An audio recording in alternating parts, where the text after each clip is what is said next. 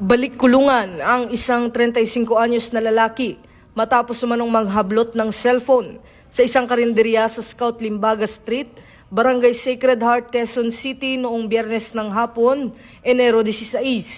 Ayon sa QCPD Station 10, abala sa pagte-text ang biktima nang biglang hablutin ng sospek ang kanyang cellphone na nagkakahalaga ng 30,000 pesos bago tumakas sakay ng motorsiklo kasama ang isang kasabwat.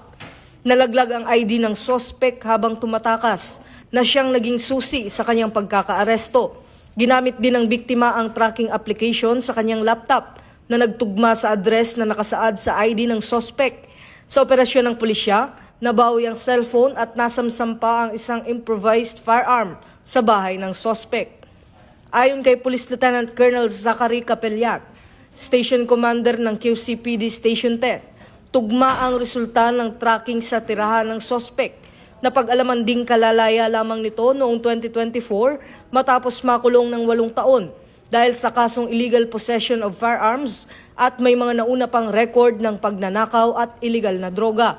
Inamin ng sospek ang krimen at sinabing kailangan niya ang pera para sa pambayad sa upa.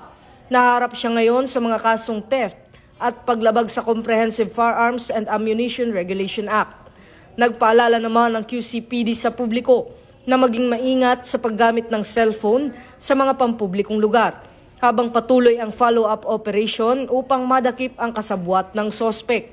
Ito ang bagong PNP para sa bagong Pilipinas, serbisyong mabilis, tapat at nararamdaman.